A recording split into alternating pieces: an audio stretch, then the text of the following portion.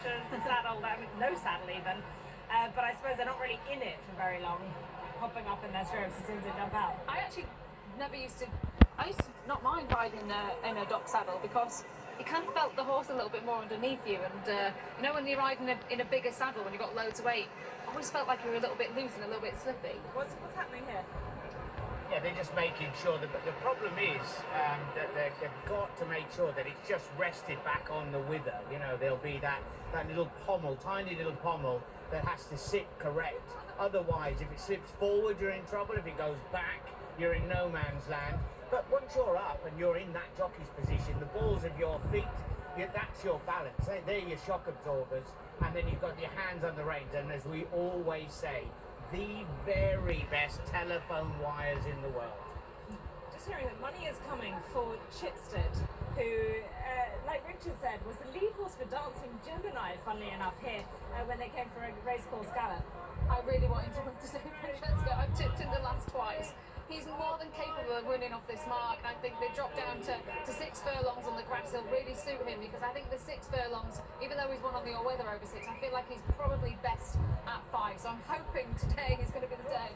He's one of those, he needs to be latched on, i.e., you know, no more than sort of 4 or 5 lengths off the early pace, because he's got a fantastic kick late on, and then it'll be Jack Mitchell about trying to find his way through the traffic, which will not be easy. Yeah, his first start here at Epsom, although he did see the track in that gallop. It'd be nice for Roger Teal to have a horse run well. He's obviously got Dancing Gemini in the Derby, and yesterday had the horse, the maiden, that ran off going down to the start, so that was an ideal start to his couple of days at Epsom. But good luck to Chipstead. He's fantastic looking. He's a brother to Ulster, isn't he? He's a really good sprinter.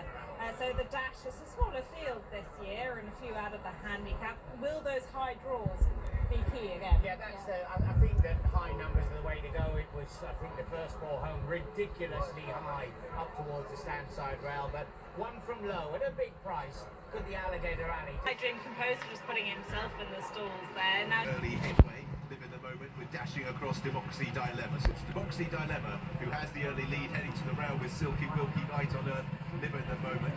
And behind these we have Looking for Linda. One was very, very slow away in the rear of the field as they make their way down through the first couple of furlongs. Democracy Dilemma it is with Night on Earth and the Bell Conductor. They're being followed through by Clarendon House was the one who was well behind. Picked him up now with Law of Average just behind the leaders. Live in the moment, work to do with Chipstead. Lethal Nip towards the outside, trying to make some ground with Dream Composer. The Bell Conductor trying to burrow through. Antiphon amongst horses is making good ground with Democracy Dilemma under the near side rail. Democracy Dilemma has the lead from Looking for Linda, Dream Composer and Antiphon. But Democracy Dilemma for Ross Orion has the advantage here from Dream Composer. On the up towards the line, Dream Composer cutting Democracy Dilemma back. And Dream Composer for Joe Levy and James Evans. Big win for both of them. Democracy Dilemma Looking for Linda, Antiphon, the Bell Conductor. Behind those was Lethal Nip. Chipstead never showed, like did Live in the Moment. And behind those was Night on Earth, and Clarendon House was the one who blew the start and trailed the field throughout. Joe Levy recently had his claim reduced from 7 to 5, the biggest career win in terms of a high-profile day, and James Evans has nursed this sprinter back to form, who did so well a couple of seasons ago, rose in the handicap. It looked as if it was going to be a Ross Orion dash double as Democracy Dilemma held sway, but from stall 7, Dream Composer's beaten Democracy Dilemma, Looking for Linda, Antiphon, extra places, the Bell Conductor's 5th, and Chipstead 6th.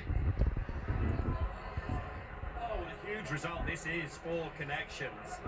Peter Clark Racing and Partners are the owners. That includes Graham Anstis from Uxbridge and James Evans has been training for some time.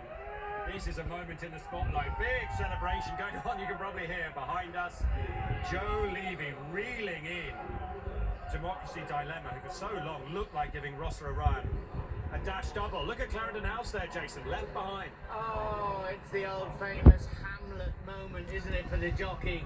Not when you want it to happen. He has decided to light the cigar, not jump out of the starting stalls, and oh dear, what can you say? Not today, thank you very much.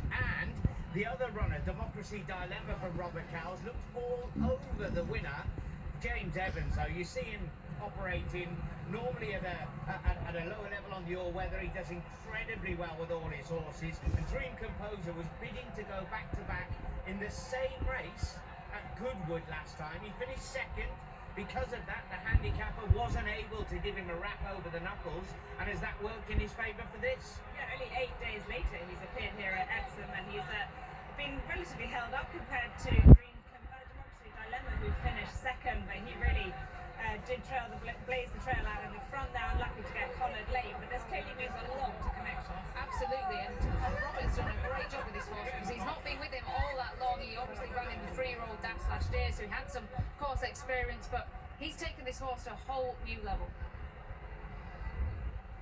Well, the winning rider, Joe Levy, obviously having his first ever ride at Epsom. What a thrill and what a first ride here. It's amazing, Rishi. Honestly, absolutely amazing. For it to be in the dash as well, I don't think there's really a race in England like it.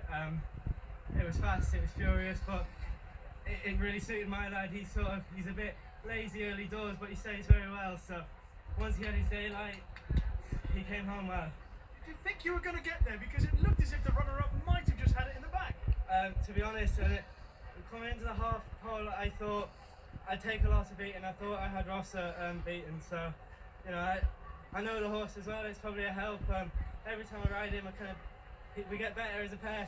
So to come to Epsom and win a dash, it's just huge.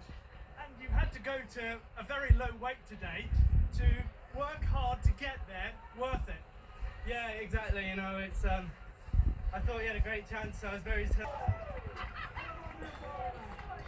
It's fair to say Peter Clark and Racing Partners are rather happy owners here in the winners' enclosure. James Evans, the trainer, is to get in the photo, man.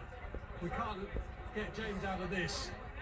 And there's lots of human interest story in this race.